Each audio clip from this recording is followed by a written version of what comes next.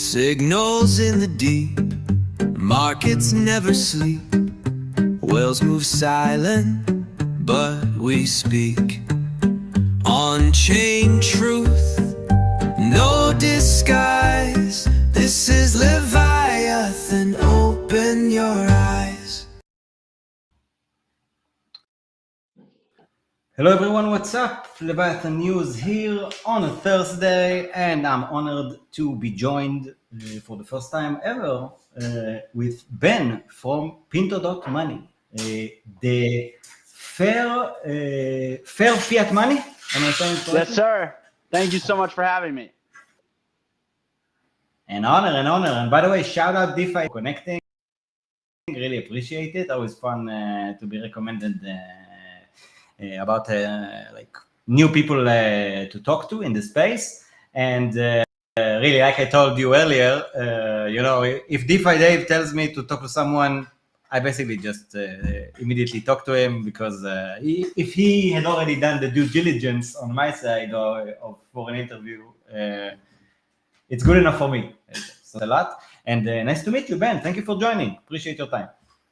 It's a pleasure. I feel the same way about Dave. If it's got a Dave stamp, there's not much else to think about. Indeed. He's done it. He earned it. Okay, so before we start, Ben, let me just share a few words about even before our sponsors. I will tell everyone, thank you for joining. Really fun to do this stream. I don't know, there's just something about Thursday night that I really like. I don't know, it's also like something about, I don't know, maybe it's a Jewish thing. Like Judaism, Thursday night, Shabbat is about to kick in, and it's Leil Shishi, never mind. I've always liked it even before I've realized there was any connection. So thank you for tuning in. Please share it all around, like, subscribe, follow us on X, on YouTube, on our Telegram group for headlines. Join us with submitting headlines. Come and learn about Squid on Fractal, and is now used for governance of Squid DAO with us just by contributing to our decentralized media outlets, Leviathan News. So appreciate your time, and shout out to our sponsors, our winners of the QR code for this week. Let me bring it up here on screen. Shout out AIOZ Network, the Deepin project. Just for a second, I want to give them a shout out. Been sponsored QR code very often, and we definitely appreciate that. Right now it's at a very decent price for anyone who wants to compete for that spot, which is also it's first of all a pinned post for a week on our Telegram group, delivering news all around the clock. Same for our X account, and the QR code on our streams. I personally, if you ever purchase the QR code slot, I will do 2 streams minimum with it. I've already done one this week with Sam from Liquidity, and I'm happy to have Ben here on. Just before we start the interview, I will just show you guys the AIOZ net website. Let me share the screen here. Where is it? Okay. There it is. So go check it out. AIOZ Network on X. You can check out all the links from there, and check out their website, AIOZ Network, Deepin powering Web3, AI, streaming, and storage. Thank you guys again for this sponsorship and the QR code. Appreciate it a lot. All right. According to Restream, 77 people already watching. Thank you very much all around. We want to get the message about Pinto.money have been doing out there. So look for them as well at Pinto.money. Maybe I will even show it for a second as we start. Before we start, Ben, apologize for keeping you waiting there. but I actually do think it's better that once you start talking, we have as many people as possible. This is some great animation, by the way, Ben. Shout out to your team over there doing it. Thank you. Pinto.money, fair fiat money, printed directly to the people, founded on decentralized credit. Come see the first Leviathan free economy at Pinto.money. Now, I actually, it really been a part of Leviathan news for the over like 2.5 years now since inception. It's kind of nice to see the phrase Leviathan being used. I actually saw GP Hammer from Etherealize use it with a phrase on his decentralizing the Leviathan. It's nice to see that the same phrase gets all kinds of interpretations around the industry. And Ben, I think it would be a proper way to start. What does it mean, the first Leviathan free? What does it mean fair fiat money? What does it mean decentralized credit? Take us through that journey, your vision, and everything it actually means. Thank you so much for having me. A couple questions there, so we'll do my best to weave through them as appropriate. Let's try. Maybe we start with the elephant in the room. Do we want a Leviathan or do we want Leviathan free? So as I understand it, and as we try to use it, it's in the Hobbesian sense of the Leviathan, where people come together via a social contract and ultimately create a Leviathan that is above us, if you will. And the defining feature of the Leviathan that, from our perspective, makes it a Leviathan, which is the thing that we want to free ourselves from, is that once you create a Leviathan, in the Hobbesian sense and in many ways in practice, it's an absolute sovereign, where once the thing exists, it really is out of our control and has a life of its own. And even if the initial intention of the creation of the Leviathan is to create security, to create peace, to create the conditions for human interaction and human connection to flourish, the defining feature of the Leviathan is that we don't actually control it. And so when I talk about it, when we within Pinto talk about a Leviathan-free economy, we would say that in order to change the Leviathan, you fundamentally need to reconvene the social consensus that originally created it. And you could say, well, to be slightly nuanced, the social consensus may evolve, so it may not be exactly the same social consensus over time. But when we talk about Leviathan free, what we mean is we're trying to create a system or a series of systems that humans are given safety and given security and given integrity and fidelity in our interactions, but without having to give up our rights to something that has a life of its own. And once we create it, can actually change the game on us, if you will. Whereas distributed, decentralized, trustless systems, Bitcoin is really the perfect example. It's really hard to change those rules. And in order for the rules to change, you really would need the social consensus underneath Bitcoin to reconvene, to agree to change the rules. Whereas in a Leviathan-based system, if you will, once you create the Leviathan for all the good that it can do, creating security or safety, it also may change the rules on you and suddenly point the guns at you. So that is fundamentally what we mean when we say we're building a Leviathan-free economy. We want to use the principles and the properties of cryptography and cryptocurrency to not just create a single currency or a store of value that is Leviathan-free, but to create an entire economy that can support a society that is Leviathan-free, if that makes sense. I think that not only makes sense, it was, I thought about it even at the beginning of your description there. It was worth going to the university and knowing about Hobbes just for that one. And we should really onboard you somehow to help us phrase the vision of Leviathan news itself, because that explanation fits the whole cultural concept behind everything that I think really motivates the industry, because we're often perceived as an industry which is really all about greed and all about cash grabs and scams and whatever. And I think what has drawn me since early stages to really get involved and more familiar with the industry as time went by is it's true. Like what attracted me at first was the money and the price action and the stuff that I heard from the side. But once I start realizing that, man, this is a bunch of mostly very young, by the way,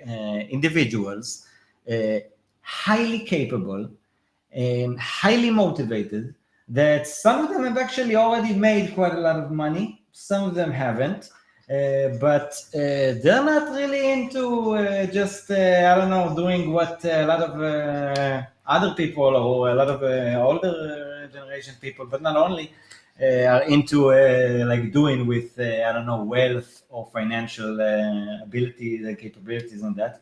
They're into, like, what actually motivates the industry and makes it so unique is that this is such an ideologically driven industry, and I don't know if many industries are that. And often the industry is perceived in a total different way. And by the way, that's a whole other discussion on whether that's being done on purpose or not, and by whom.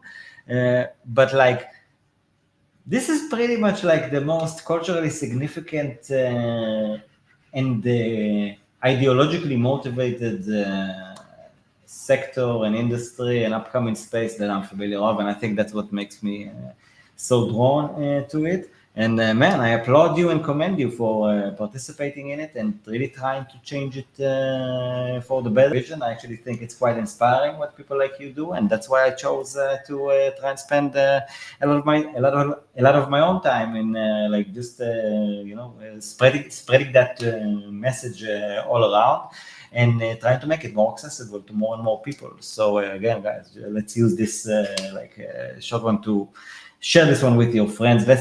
Let's do something meaningful together, and nothing like the power of community can do that. Just like Ben just described, just like we try to do at Leviathan News, and just like they obviously try to do at Pinto.money. So Ben, how does Pinto fits into that? Like, what about is different? How are you actively going to approach this situation in order to create a better reality? Well, I'll give you a bit of a winding answer because I was inspired by what you said to share, where the ideology comes from.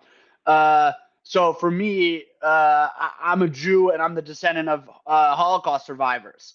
And, basically my family history as it was passed down to me is you're safe, but only for so long.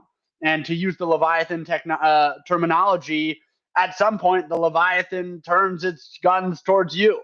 So when I was a young man, 18, 19, I was very economically minded. I was trading currencies, working at a hedge fund, the whole thing.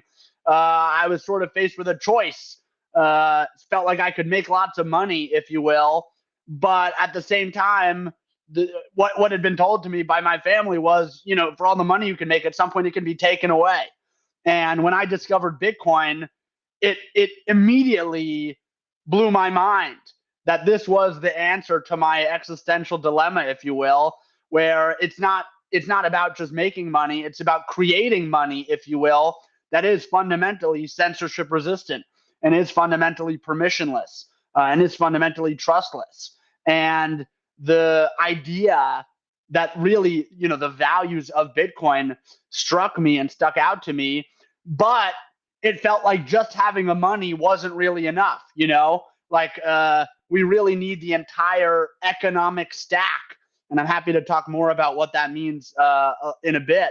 But to me, that was really the thing that inspired me to get into this space. Was the vision for Bitcoin was so powerful. Ethereum was clearly, when I got into this in 2017, the natural extension of that and trying to expand it with a Turing complete environment. But so I am really an economic minded individual. And to get into the Pinto story, one of the things that really stuck out to me in 2017, 18, 19, into 2020 really, was that we had this major problem where economies are dependent on and rely on a low volatility currency to serve as a medium of exchange and unit of account.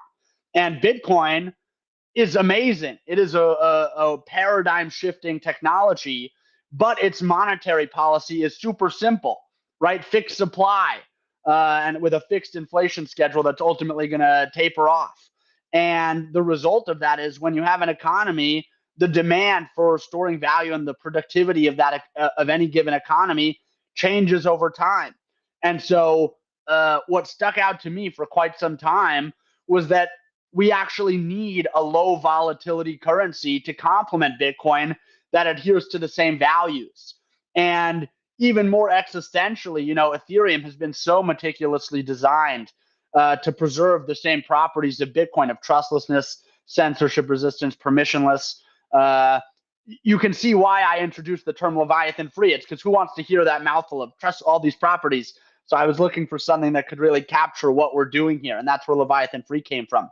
But the existential threat that I perceive that Pinto is a response to is right now the vast majority of value on Ethereum, despite the fact that Ethereum at a technical level has been so meticulously designed to be Leviathan free. So much, a vast majority of the value in the Ethereum state is actually dependent on centralized, censorable, permission stablecoins that are dependent on Leviathans and subject to Leviathans. And so from my perspective, Ethereum itself faces an existential threat.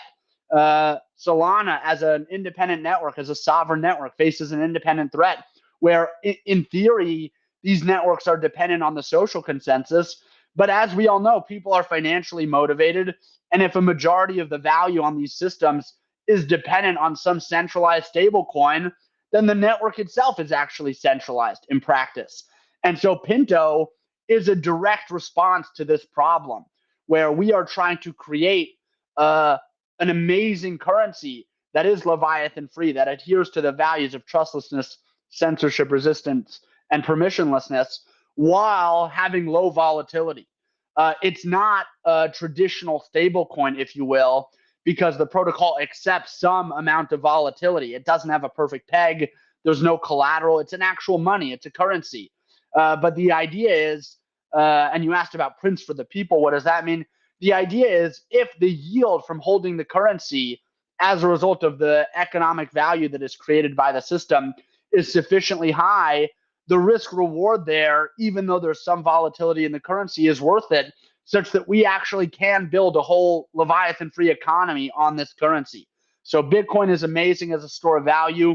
Ethereum is making its case as a competitive store of value with Bitcoin. That's a whole debate in and of itself. But from where we sit at Pinto, there's a huge hole in the economy, in the crypto Leviathan free economy, where we need a reliable, value aligned medium of exchange and unit of account that we can use to actually create an economy. If I'm a small business owner, if I want to open up an ice cream shop, this is my favorite example. I can do everything right. I can calculate the exact number of ice cream scoops I'm going to sell and do everything perfectly. But if the denomination of the loan doubles or triples during my time running my shop, I'm screwed. There's nothing I can do. And so in order for us to actually engage in a competitive economy, today's modern economy is highly dependent on loans to facilitate capitalist creative activity. We need a competitive currency that can do that.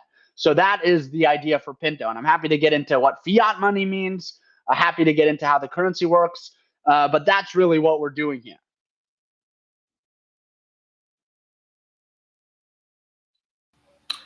Nice. So actually, that means a really wide vision. This is not the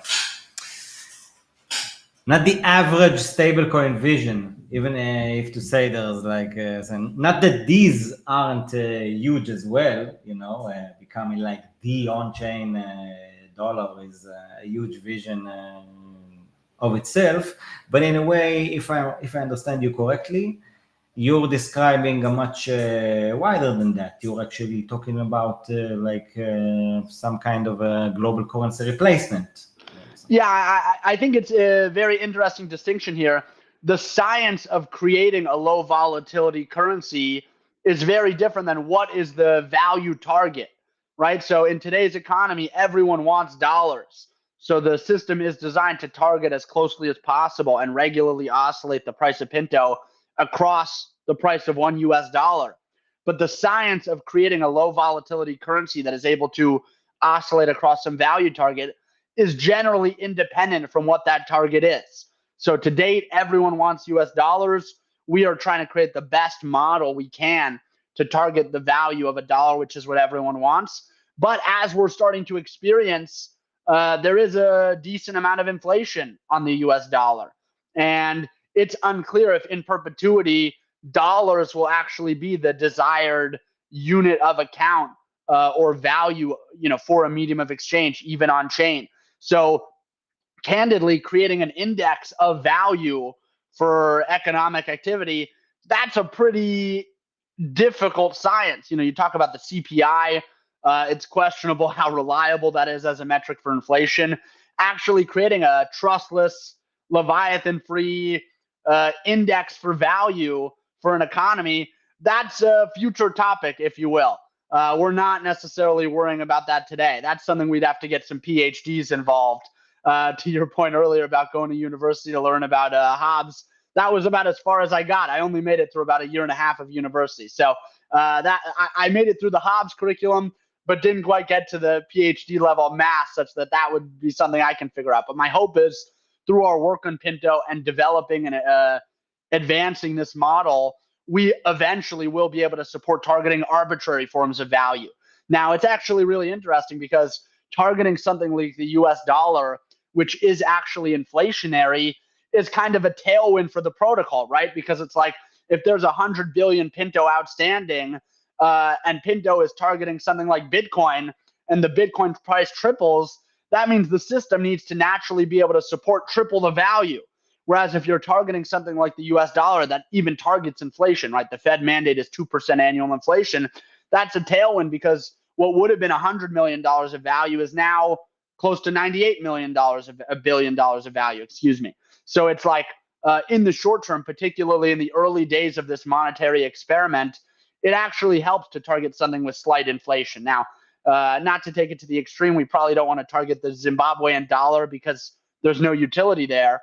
But the US dollar seems to really be the sweet spot at the moment. So that's where we're at in the short term. But in the long term, that will be up to the market to decide which is the best index of value.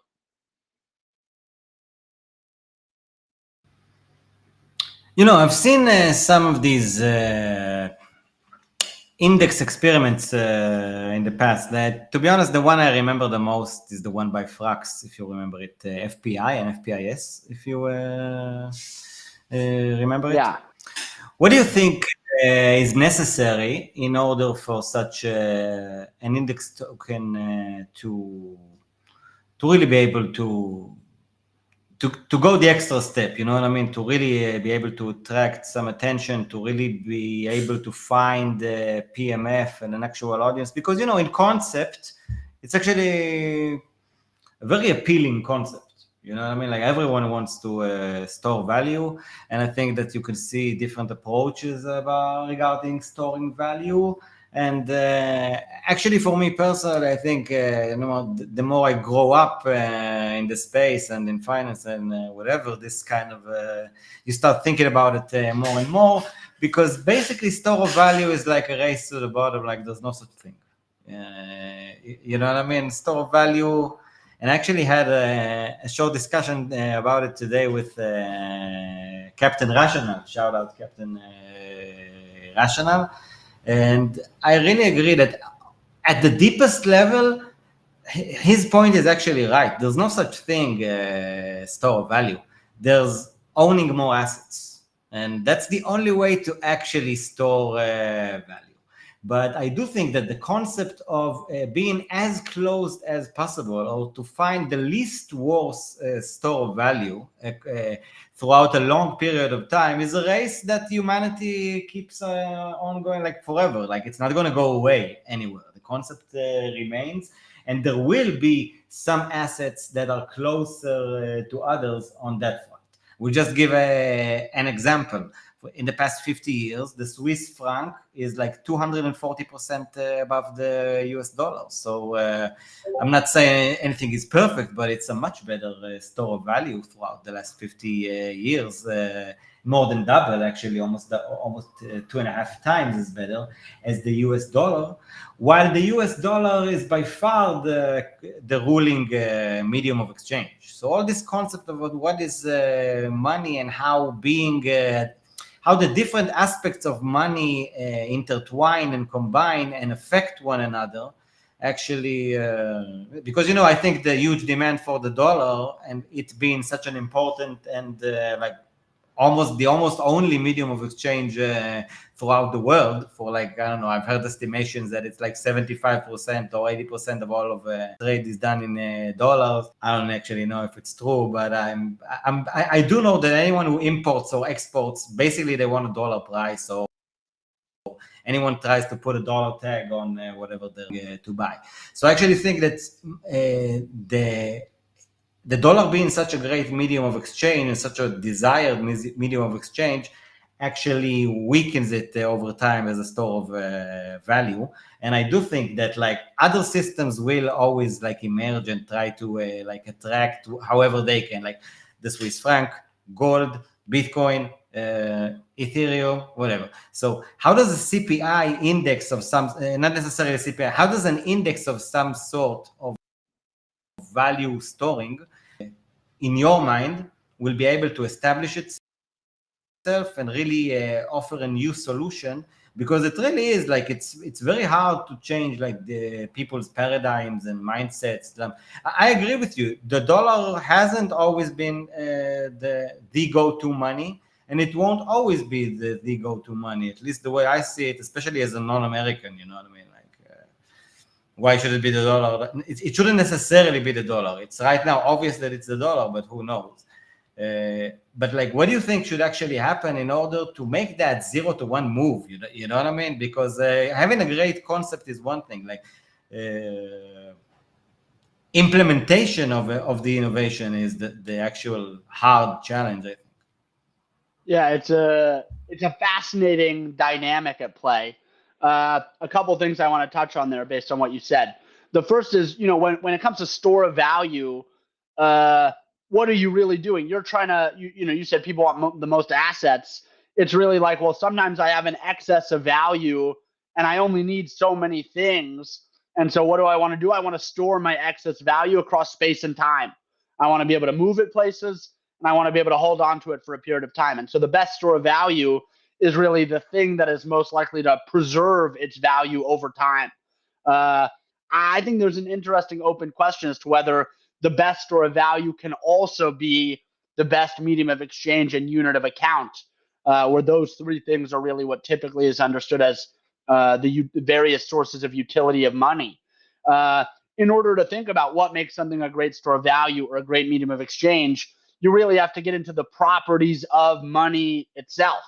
And really, there are also physical properties. Like gold has been used as a store of value for so long because it doesn't rust, because it's malleable. There's a variety of features that it has that makes it really attractive. It doesn't easily chemically fuse with anything else. So it's like my gold disappeared and now it's something else. So gold has historically had those properties, but it had a couple drawbacks, primarily that it's hard to secure. It's expensive to secure because people can take your gold easily, and it's expensive and hard to transport safely. And so in many ways, the modern banking system arose out of a response to some of these frictions. And fiat currency ultimately, and I'm skipping a lot of the monetary history, but emerged out of that banking system.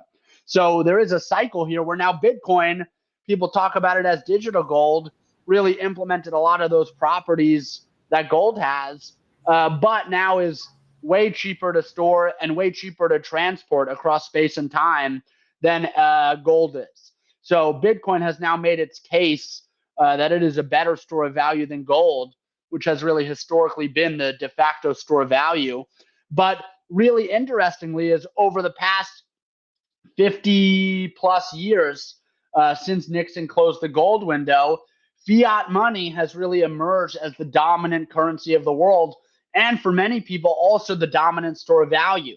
So even though gold has gone up in price relative to the dollar since we went off the gold standard, fiat money really is for many people not just the best medium of exchange and unit of account, it's also the best store of value.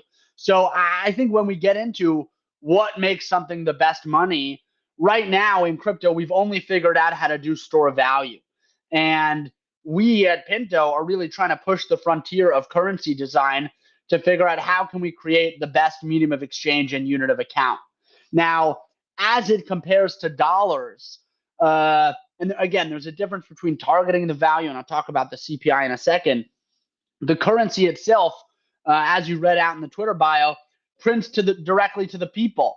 So one of the things that I think is really undermining the integrity and the sanctity of the US dollar right now is there is a huge money printer, right? Money is being printed. And the unfortunate reality is that the printer is not being pointed to the people. The result is that we have tremendous inflation in various industries. The CPI doesn't really cover it. I'm thinking about healthcare. I'm thinking about education. And the result is that the closer you are to the money printer, the richer you are and the better off you are. But that's a horrible economy. That's a dysfunctional economy. And so even though the market has generally settled on fiat money as the best currency to date, it seems like, unfortunately, the bureaucrats, the Leviathan that control the money printer, that control the fiat currency, have been corrupted and have actually corrupted the money itself. This is the Bitcoin story. But to what I was saying earlier, Bitcoin and now ETH as great stores of value really can't compete with the US dollar as a medium of exchange and unit of account. We see even on chain, everyone wants dollar denominated stable coins because that is still the best medium of exchange and unit of account, even though the printer is being totally, really abused and misused. And so that's what people know. You know what I mean? That's what people know. Exactly. But I think people can also feel how corrupt it is at this point. The government's running trillions of dollars of deficits, and most everyday people are not receiving it. They're not getting any benefit from it. They're actually losing out. Inflation is something that really hurts the poor people. People that hold assets are protected because the price of equities and other assets typically goes up with inflation. So you're protected. The people that really are hurt by this are everyday people that are working paycheck to paycheck. And this is why I think we see, not just in America, but in many places across the world, growing dissatisfaction with the status quo in the economy. So the science that we are engaging in, the experiment that we are engaging in of trying to figure out how do we create a low volatility currency, a reliable Leviathan-free medium of exchange and unit of account, this is an open experiment. We're not at the end game. We certainly don't have the best model that we could ever create. But there's enough there we've seen enough evidence to believe that it might actually be possible to create an on-chain fiat money that models the same credit-based currency as the US dollar, if you will, but do it in a way that is adhering to our values. So that, to me, is a big part of the story. It's like, how do we create something that is competitive? Well, the number one thing is the printer shouldn't be corrupted. The printer can't be corrupted. And that is, I have faith that if the printer is fixed, if the people that are in control of the printer stop printing money, the US dollar has a long road ahead of it, a bright future ahead of it. I think the problem is we're seeing a lot of dysfunction in government, such that I personally don't have a lot of faith that people are going to figure it out, if you will, that we're going to figure out a way to better govern the money printer. I don't think I've gotten a check from the money printer since Biden bucks, and people are hurting, so that's one part of the situation. The other part is you ask about a CPI and what would it take to actually create a Leviathan-free CPI. A bit of a digression, but I know Trump just fired the head of the Bureau of Labor Statistics because he said she's cooking the books. Like, we don't really have a system right now to get reliable, trusted data, or data that we can trust, I should say, on what's happening in the economy across the board. So this is a Zero zero zero transparency, transparency. zero trust. Like, but that's the global. And by the way, you're not only seeing it here, you know what I mean? Like, this is a global system. Like, that's the whole point. Like, that's the ethos. That's the culture. You know what I mean? Zero transparency. That's the key. Like, just like we look in the long run at decentralization, for example, as the key feature, or immutability, or and stuff like that, as like key elements of the system in order for it to actually work. The opposite, zero transparency, is in order to keep the money printer going. And like, maybe what you can elaborate a bit on even further, like the fiat system. You know what I mean? So I would like also to get a bit of your interpretation outside of the CPI stuff about, but maybe it kind of relates about, okay, what is system and how do you and why should and like, why does the fiat system work actually in a perverse way? Like, why does it actually rules the system, the economy, and how can like a fiat money be fair? Which I think is basically what was discussed. Yeah, it's a great question. So fiat is Latin for command.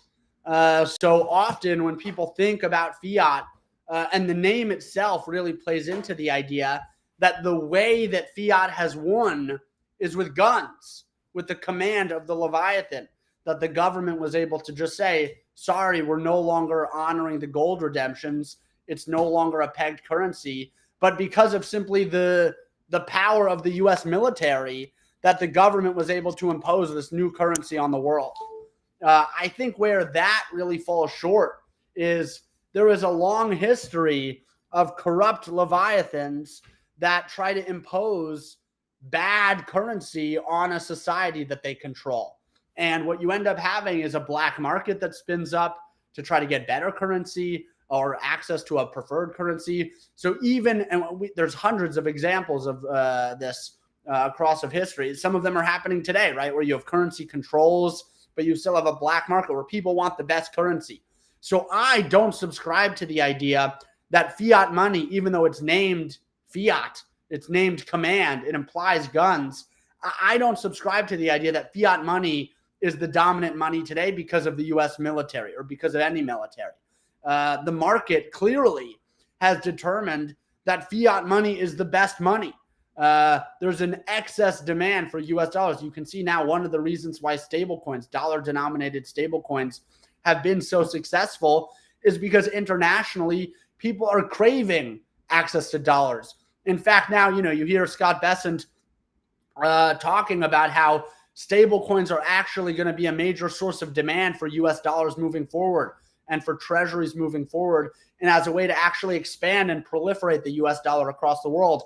To me, that says quite clearly people want fiat money. People believe that dollars are the best currency that they can hold for many reasons. So I don't believe that even though it's named fiat money, that it's because of the command of a Leviathan that people want fiat money. So then the question becomes, well, why do people want fiat money? I think this has to do with the question of utility. So if we go back to my ice cream shop example, if I'm that ice cream store owner, I want the lowest volatility currency possible in order to run my business or take out a loan in order to create my business. That is, I don't want to have to make a bet that the currency is going to work out while I'm running my shop. I want to just make my bet on what I want to bet on and leave the money stuff aside. I don't want to have to worry about that. And so the result is that we need, fundamentally, I believe that we need to understand why fiat money has won. And this is a volatility issue. When you think about gold, let's talk about gold first. Gold has a pretty consistent supply for the most part, but it has a problem, where the problem is that if a mine is discovered somewhere, which has happened in the past, sometimes there's a major supply shock to gold, and suddenly the supply increases dramatically and suddenly. And that really makes it difficult to rely on it from a volatility perspective. People often talk about how there's a supply issue, that gold isn't scalable enough, whereas fiat money can sort of grow arbitrarily. I don't really subscribe to that from the perspective of particularly if we're talking about a unit of account or a medium of exchange. You can really think of the money that is being used as an index for the value that is created or processed by an economy.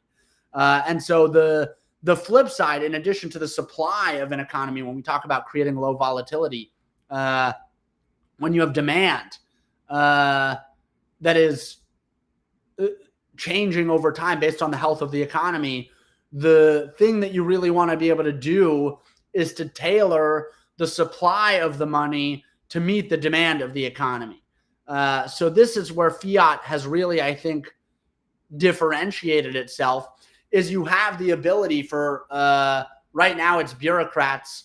We're hoping to have an algorithm do it successfully. But the idea is that you can basically have a process through which you can evaluate the demand for currency in the economy. You can evaluate the growth and the health of the economy, and then you can tailor the supply of the currency to meet the demand of the economy. So where fiat really is able to differentiate itself from a volatility perspective is its flexibility on the supply front.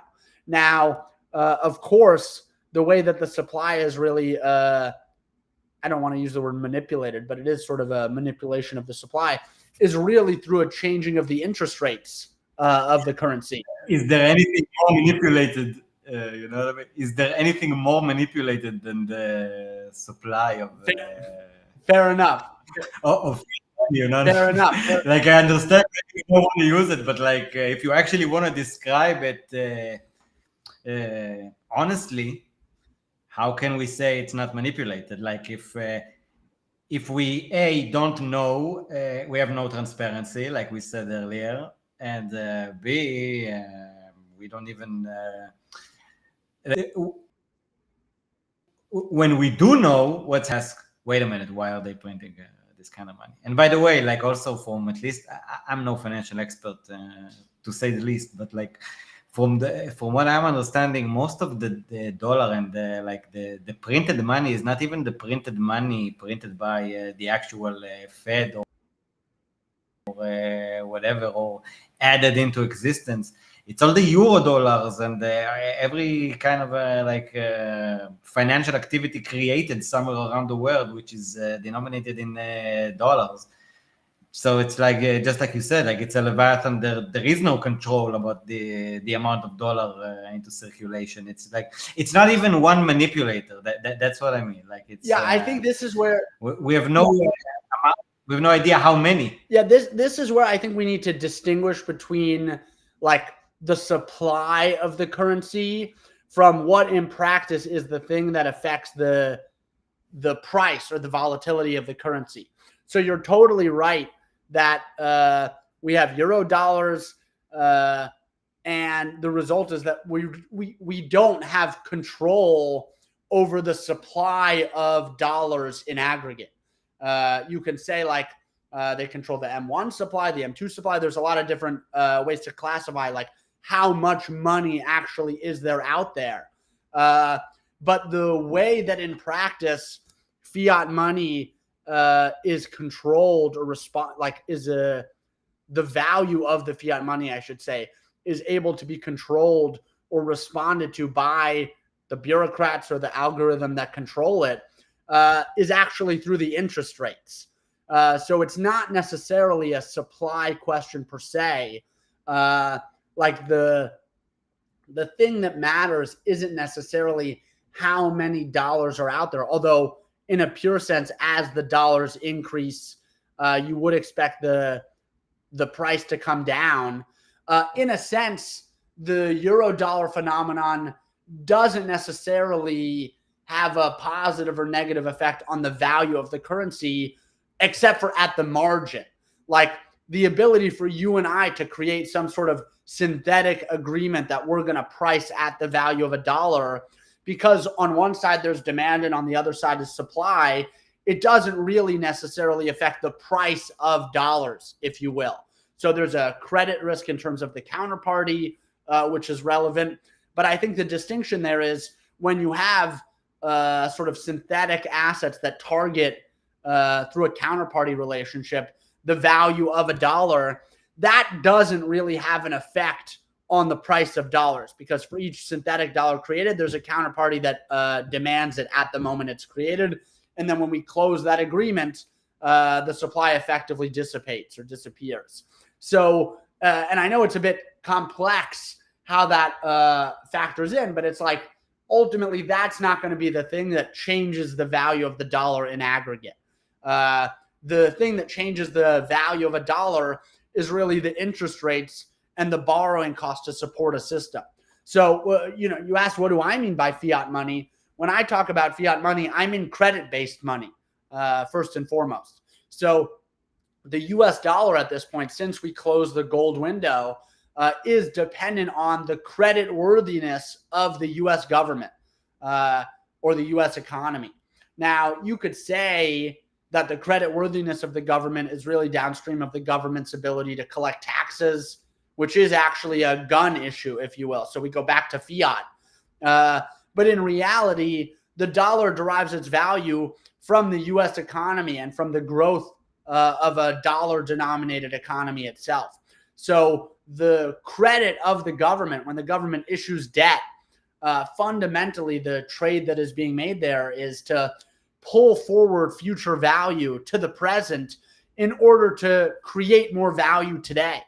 And that is potentially very healthy and sustainable insofar as the value that is being pulled forward is used effectively, is used in a way that creates more economic value, if you will.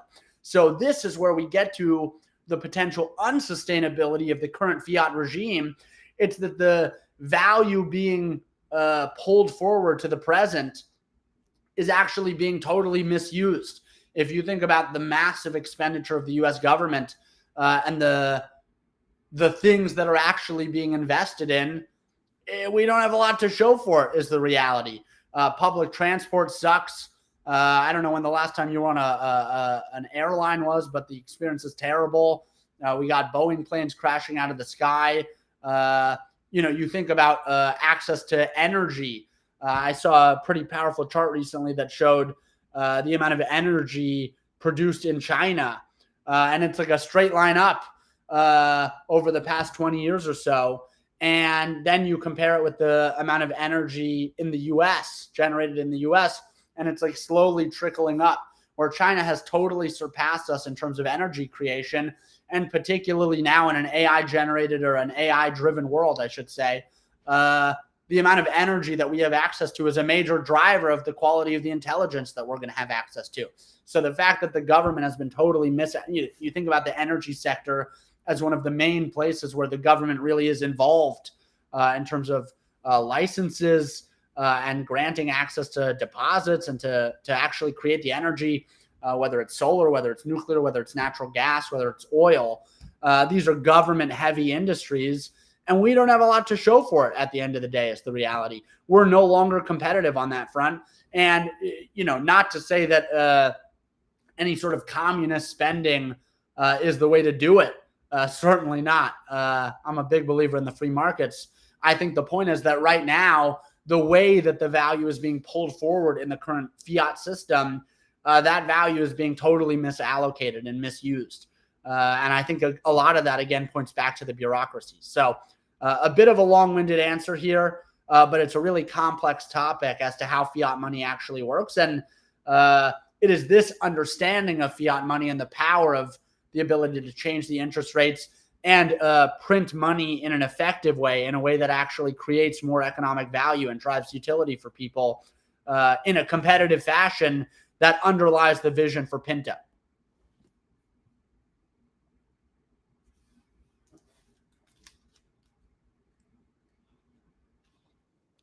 Apologize, was muted.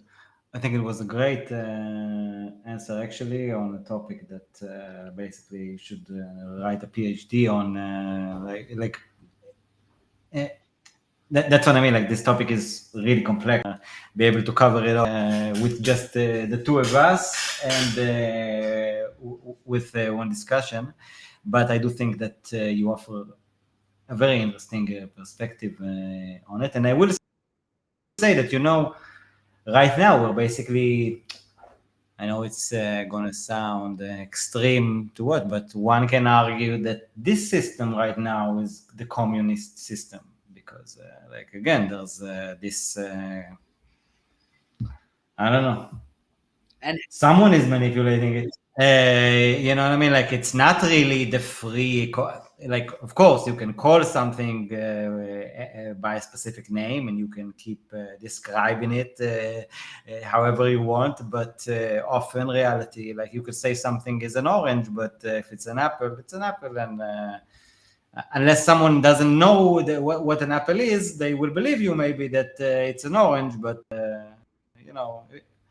if it's people know what's an apple, it's an apple, and you can't fool them for that long. I do want to ask you maybe if you have a it's bit such more delicious time orange for us juice. to. It's delicious. It's delicious orange juice. Yeah, exactly. It's good for you. It's good. It's even better for you with the added sugar and added. Exactly. Exactly. For your own good. And it needs preservatives. We have to preserve it. Exactly. And you don't understand about it. You have to trust us because we know what we're doing, and it's a great. I and all these trust. people I are very trust. smart. All these people are very smart, and they've learned all about I it. try to just do as I'm told. Just to I make drink it- my juice. I drink my orange juice, and I do as I'm Exactly. told. Exactly. And never mind that it's not orange. Still, it's the best orange juice you've had, and you know it. But if you do have a few minutes to go over the hour that we've mentioned, and because I do want to let you I don't know, at least show us some of the stuff that you've been doing at Pinto itself, and like take us to I don't know, whatever can actually be done right now, if any, for people who do want to participate and realize rather than our discussion here, which I'm really enjoying, but it's kind of theoretical on many aspects. The vision here really, in my asks for it in a way, but to just make this theoretical discussion even a bit wider and even a bit more theoretical for just a few more minutes. What is actually what does it mean, fiat money? Fiat, it's an initials, It's Latin. It's Latin for command. Really. So meaning the command money.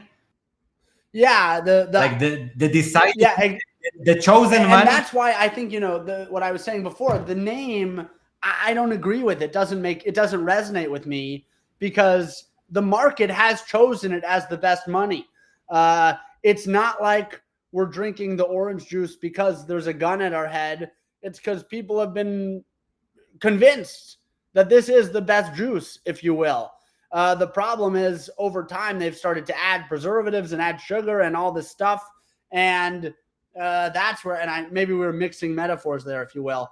But the point is, I don't think we are. I actually think that we just don't get the label. At least when they add all the additives, they're supposed to give you the label.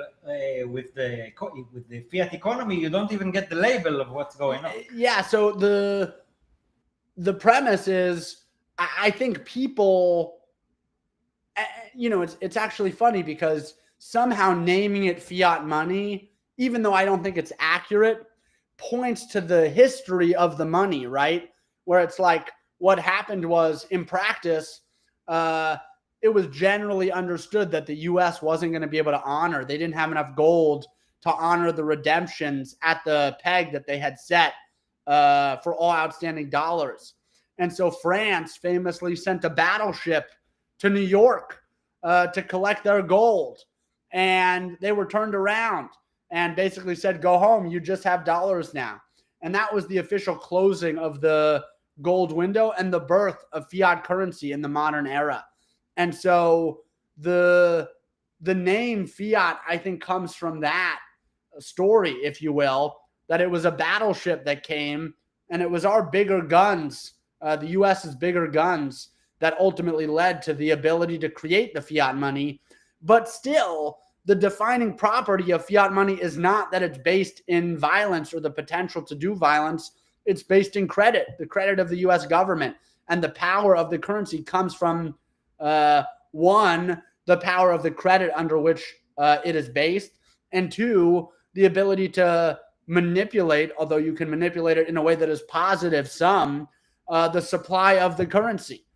So fiat implies the guns, it implies the command, but I don't subscribe to that.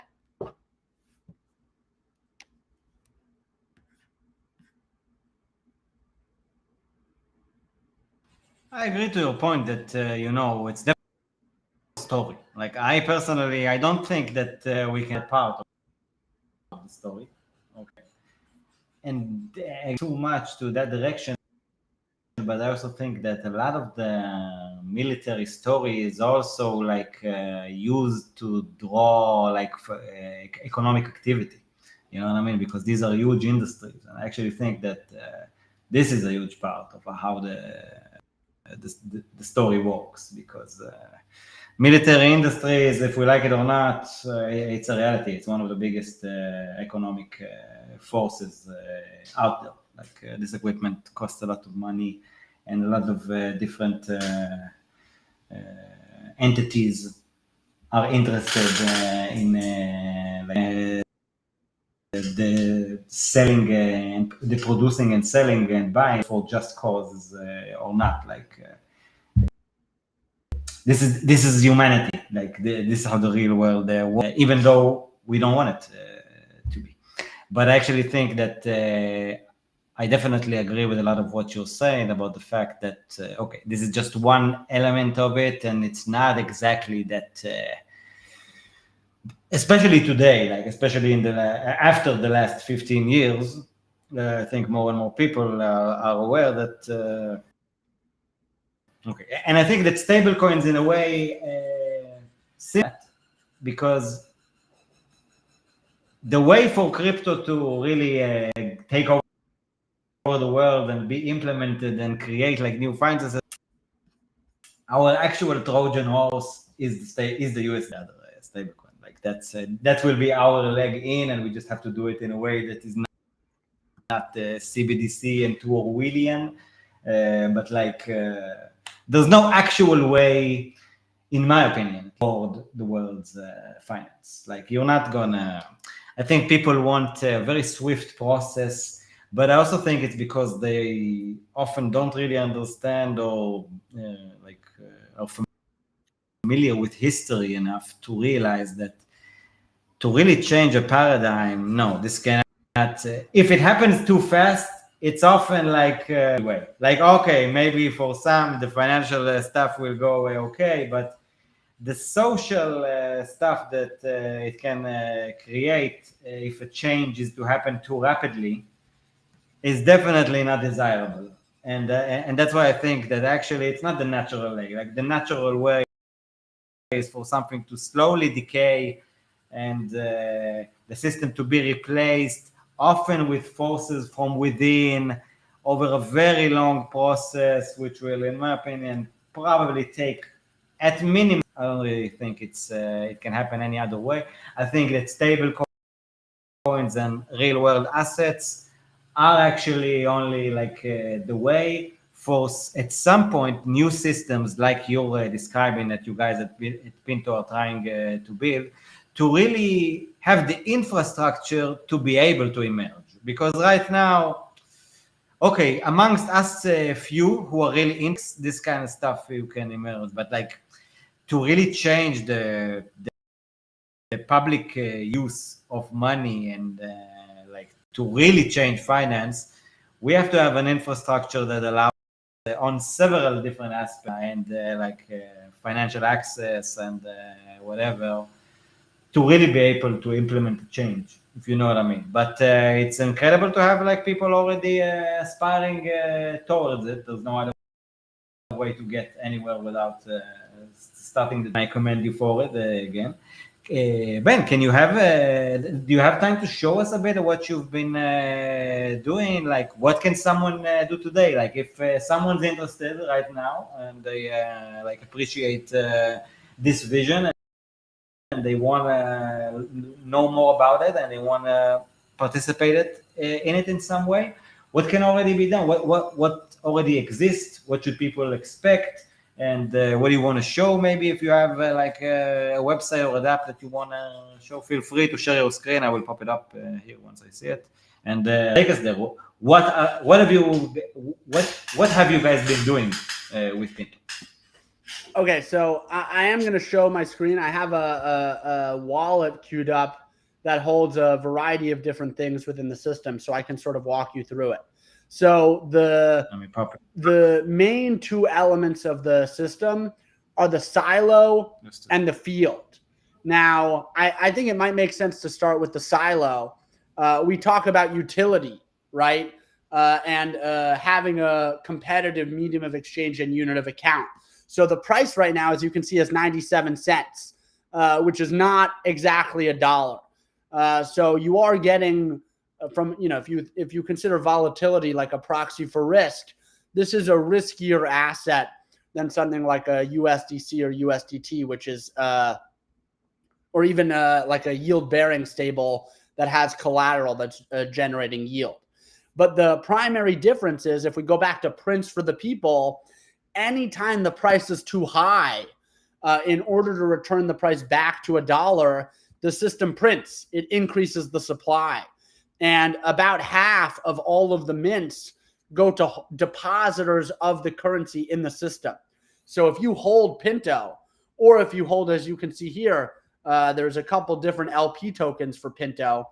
If you hold them, you can deposit them in the system, in the silo, and earn interest. So right now we see the 30-day APYs on these are, the lowest one is about 11%. The highest one is about 27%. But the point is, you can actually take your value, deposit it in the system, and programmatically and trustlessly get a portion of all of the mints to the system, which is a pretty powerful concept. Like instead of the printer going to whoever's in bed with the government or closest to the people that control the printer, this is a totally on-chain verifiable printer that the only thing you need to do to qualify for the prints is to hold the currency or hold an LP token that's whitelisted for deposit and deposit it in the system, which is a sea change, if you will. Here you can see there's 12 million PDV Pinto denominated value deposited. Stock, we should probably do another hour plus to explain what all these things are, because the reality is, in order to create a new currency, we've had to introduce a lot of novel mechanisms. So stock is the proxy for yield. So when you deposit value into the silo, you get stock and you get seeds, where seeds yield you more stock over time. This is the stock system, as we call it, is the bank run prevention mechanism of the system.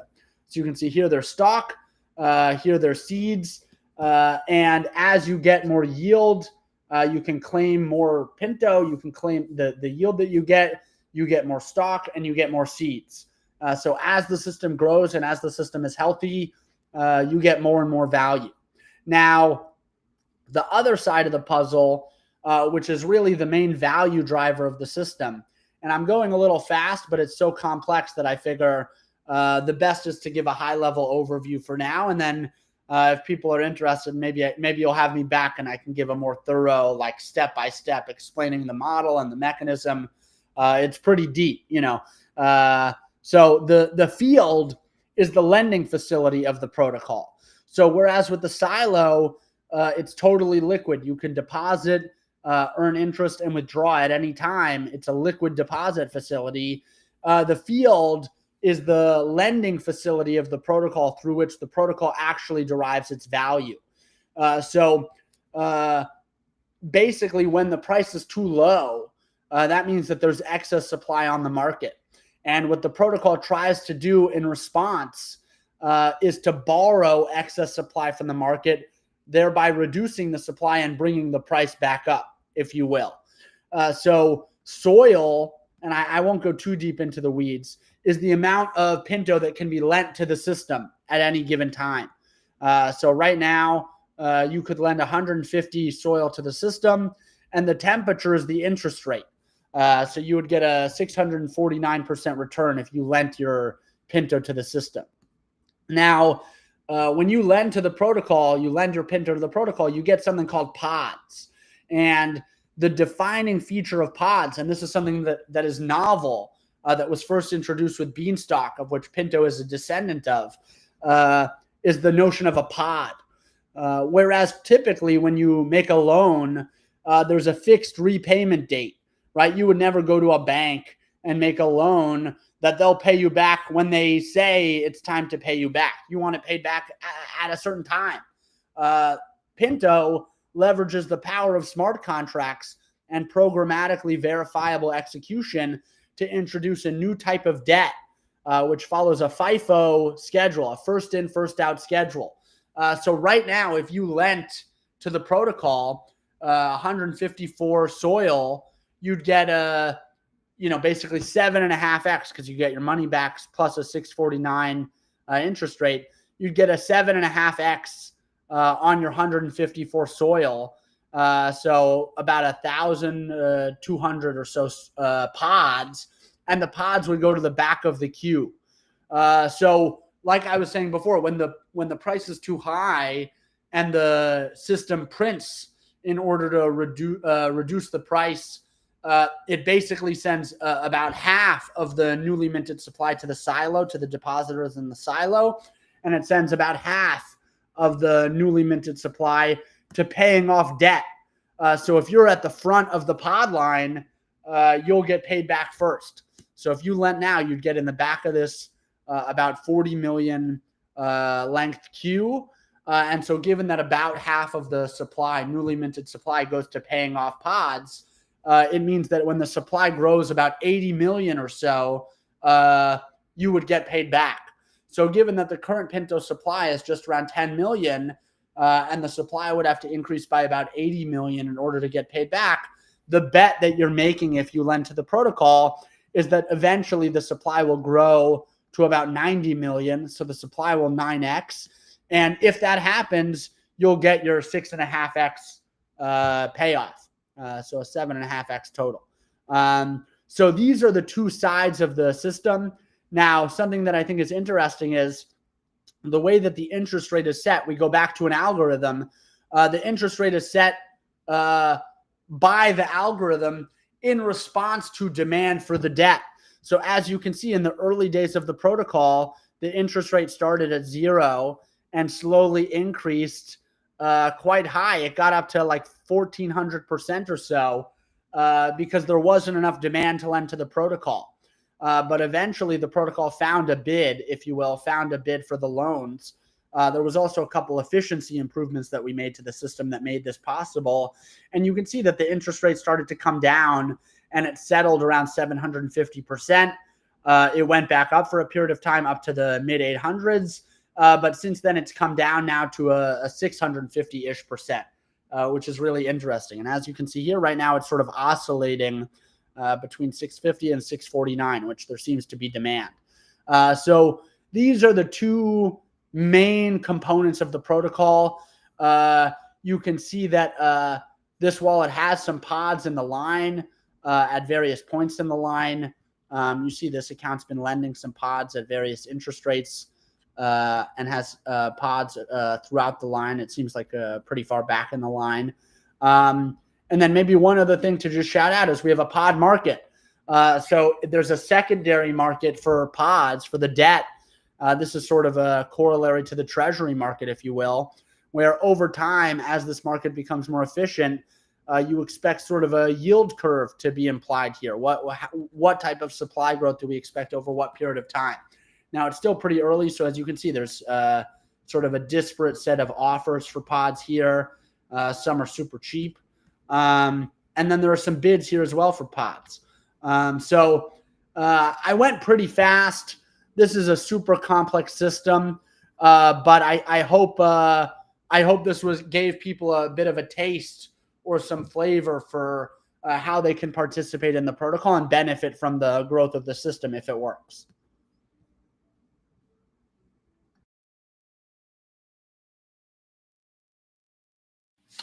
Although it does seem to require a lot of education. You know what I mean? Like for someone to get involved, this new language of concepts in a system, which might be crucial for like what you guys are doing, but I think another challenge for you. I'm curious about how do you guys go about this about like forming a community, people really to try going through these like new concepts and like accepting them in a way and getting them, because it's I do really think it's quite a challenge. It's a huge challenge. The main difficulty we face, obviously, it would be so much easier if we could just use terms that everyone are familiar with. The problem is this is all new, and it introduces new mechanisms that have not existed before. So in order to really get people to understand this is something different, we felt the appropriate thing to do was to use new terms, which you're definitely right. There's a lot of friction there to get people comfortable and familiar with what's going on. But at the same time, it's necessary. So we have regular town halls in the Discord where people can come and ask questions. In the past, back in the Beanstalk days, I hosted a class regularly once a week. We're actually thinking about spinning that back up soon. So there's a lot of just putting out clear information and explanations so people can learn about this quite complex system. The other thing that I would say, though, I'll share my screen again. There's a couple elements that we're trying to make more simple. So there's this thing called Pinto, which is a yield-bearing ERC20 version of a silo deposit. So it's basically, instead of you getting paid interest in the form of new tokens and you having to manage your silo position, you can just hold Pinto, and that will basically be, it's not the most efficient way to hold the system, but it's a very simple way to participate in the system, and you still get the benefits of holding assets in the silo. So we've introduced this recently as a more simple way for people to interact with and participate in the growth of the system. You can see here that Pinto has actually been integrated with Cream and Spectra, which is pretty cool.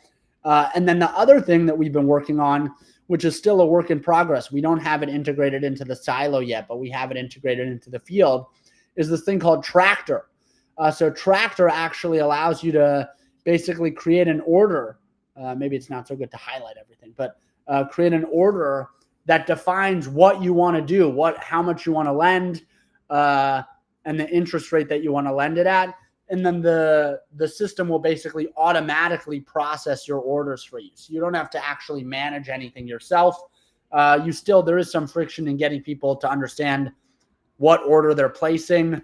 We're investigating doing like a social element where we have like you can follow along with other people's strategies. Candidly though, it's still pretty early. And so from that perspective, we do think that there's a benefit of having people that do learn about the system be the early participants in the system, if you will. It feels like a better way to build. Again, money's a social phenomenon. So at some level, there is a benefit to having a slightly higher, we don't want it to be too high friction, but some element of friction for people to participate in the system, because we do want people that understand it in the early days.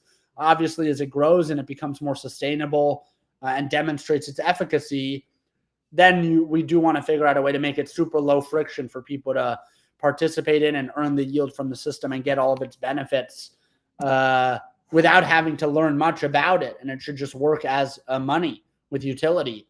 But in these early days, we don't mind having some friction because we do want people that are participating to understand it, particularly given how risky it is in these early stages.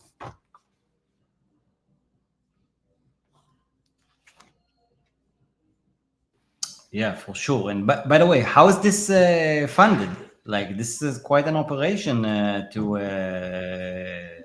handle. So the original protocol was built by myself and two co-founders. That was the Beanstalk protocol. At the time, we were just young guys and didn't need much money, so we did it, basically just ourselves. And Beanstalk, as it was growing, we had a DAO, and through the DAO, there were mints to fund additional protocol development. There was a team that was ultimately funded by the DAO, and that funded the first couple of years of development. In the case of Pinto, it's a slightly different setup where we have a dev budget that receives a portion of all mints. So the reason why I kept saying about half of the mints go to the silo in the field is because 3% of the overall mints go towards funding development.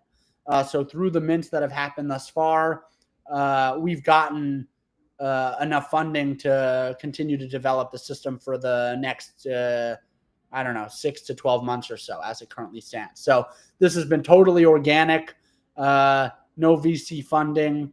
It's just a grassroots attempt to create a new currency. That is so cool, actually, and much respect. I think that the community has shown that they're interested.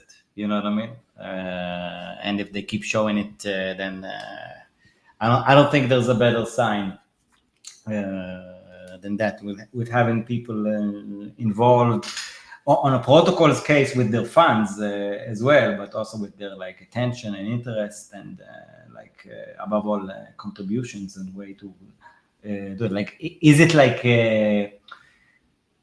if someone's into not only participating in it economically, if someone is interested in contributing, how should they act?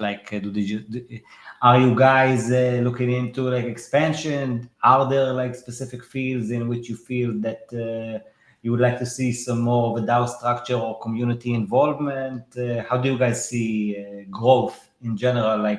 What's your next? You say, for example, that at least for now, you do have some kind of a runway to keep going and push forward. So how do you see the next few months in terms of Pinto growth, where you guys put in efforts, and where are people who are interested in participating and not only invest, try and reach out and assist? Who do you need and for what? Well, we are at an interesting point in the model because one of the reasons why we decided to launch Pinto, and I put an article out about this actually yesterday in honor of Beanstalk's 4th anniversary of when it was published 4 years ago yesterday, is that in the initial 9 months of Beanstalk before it was exploited, we got so much data that it took years to implement all of the ideas to respond to the data that the protocol experienced, if you will.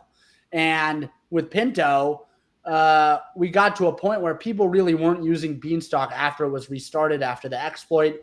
And so once we'd implemented all of the ideas that were inspired by the Beanstalk experiment, we needed new data. We needed new people to use it in order for us to be able to continue to iterate on the model.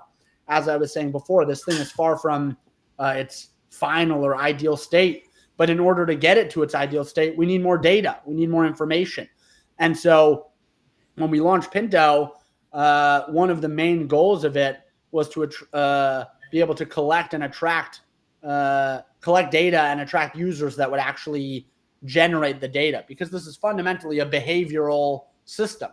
So we need people that are using it to understand how the incentives that exist create certain behaviors, if that makes sense.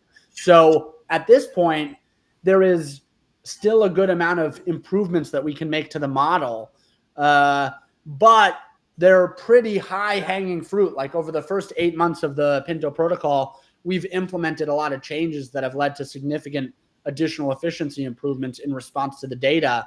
But there's a couple more low-hanging fruit that we want to implement. But at this point, a lot of the work is on creating a better user experience.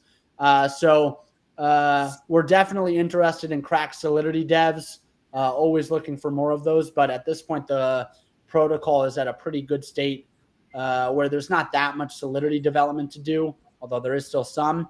But we need a lot of help continuing to expand the UI. So I would say if people are very talented front-end developers, have a lot of JavaScript experience, those people are particularly interesting. Additionally, we use a lot of complex middleware like subgraphs. So I know that's a very niche thing, but I'll use this as an opportunity to shout out if someone's a subgraph pro. That's interesting to us as well. So that's, Solidity, middleware, particularly subgraphs, and then JavaScript on the front end. Those are the developers that we typically work with. And if people are really interested and serious about this, we've gone through the ringer of just hiring people as they show up or working with people. With that stuff, we think the best way to do it is like one-off grants or contract-based work for specific things. But if people want to join like the full-time core developers, that's a pretty rigorous process where we would want to do some pretty thorough interviewing. But it is an open system, and people that find this compelling and want to contribute, we would love to talk to you.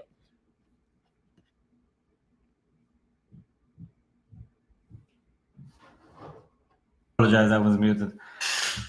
Shout out to that, and hopefully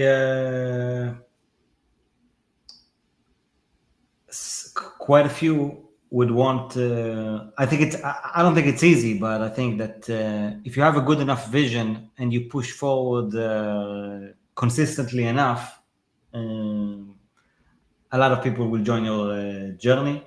And I definitely, if you're out there and you're building, check Pinto out.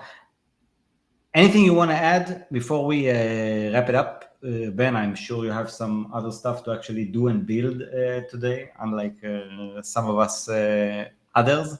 But if there's anything that we haven't mentioned that you want to talk about, that you want to share, feel free. Well, I'll say two things. One, if you found what I was talking about interesting and compelling, and particularly the idea that without Leviathan, free medium of exchange and unit of account, even the integrity or sanctity or sovereignty of Ethereum is compromised, come hang out with us. Come join the Discord. Come join the protocol. It's early days. There are no guarantees. Basically, every other algo stable that's ever tried to exist has blown up, with the exception of Beanstalk, which blew up because of a DAO hack. It's not easy. It's very risky. But I believe that we must try. And for those of you that find this to resonate, I would encourage you to come hang out with us and to participate in the protocol. The other thing I will say is to actually create a Leviathan-free economy is a big deal. It's really difficult. And a lot of the work that I've been doing personally is to figure out how to actually facilitate the entire economy. So this is maybe a wink as to what's to come. But we have a lot more in store beyond just the currency that we've been working on. And currently all of that is still hush-hush, but maybe I'll have to come back in a couple months and share a lot of other interesting stuff related to creating a Leviathan-free economy that we've been working on for the past couple of years. So just a hint there of what's to come. Amen. So we'll be happy to have you on whenever you have some relevant updates. And of course, you can also use our headline service at Leviathan News. What a coincidence. To push these updates and submit them to the bot, either yourself or if you need our assistance to learn how. We always want to encourage teams and honest builders to just try to push their news towards, and of course, if it's actual news and an update, no reason that the editing room won't approve it, especially as we now try to decentralize what we've been doing at Squid DAO. So check us out as well on Telegram, on X, on YouTube. Give us a follow, leave some comments, ask some questions, and of course, check out Ben, BWein _ I think is your handle over there on X. And of course, Pinto.money. The fiat, the fair fiat money. I really enjoyed this discussion with you, Ben. Thanks you so much for your time coming on and presenting it to the Leviathan News audience. I really think that it's not the biggest audience out there, but I do think that it's a bunch of very savvy DeFi user. Most of them are like medium to advanced and highly more familiar with deep DeFi and finance than I am, for example, and definitely from the average users of most outlets talking about crypto and DeFi specifically. So I actually do think that it's a good stage for protocols in general, but also the visionary ones who really want to present new concepts, and they find an audience that actually can sometimes digest this kind of stuff and think that it's quite worthwhile. So really happy to have you on and present this kind of stuff. Shout out again, DeFi Dave. Thank you for the connection. And let me just pull it up again. Shout out to our sponsors and winner of the QR code. There's a sale today. Hopefully I will make another stream today, guys, showing the ongoing squid sale. But if you want the pinned post on our Telegram for a week and on our X, and also the QR slot, just like AIOZ now, has on the live stream. I will do a minimum of 2 with each winner. Last week it came for, like, in my opinion, one of the best offers in the market right now, around $40, I think, in paid in squid on Fractal. So check it out, even if you just want to buy it for your project as as a community member or whatever. You can use our auction system. Shout out to CurveCap and the dev team for pushing such great new features onto the website. By the way, check it out, leviathannews.xyz. We're taking a lot of the activity over there. We definitely enjoy, like the guys have built like new features, like with a profile pic, and you can add your username and you can add comments, and we're going to be rewarding a lot of that activity with some squid. And by the way, Ben, you've earned yourself some squid now by participating on the show. We always used to have done it, and even now with the new system that we're implementing on how to distribute rewards in a more transparent and community engaging way, rather than us, the cabal, just deciding how to do it, because we've been doing it. So definitely with me, on my shows, whatever I earn, whatever squid I earn for my shows, I will also be distributing some of it to the participants. Like, this show is only relevant because of people like yourself who are willing to come and put a lot of your time, like hold the keyboard for a second and not code anything for a minute, and come and share a lot of what you guys have been doing with us. And I admire the vision, my friend. Much respect, and looking forward to get any updates from you, whether on as headlines on the bots, and whenever you want to come back on stream and share some of the stuff that's been going on, just let me know. We'll be excited about having you back on. And guys, go follow Pinto.money and check out the new vision of how economy and finance should work. So bye everyone, it was fun. Thank you so much for having me.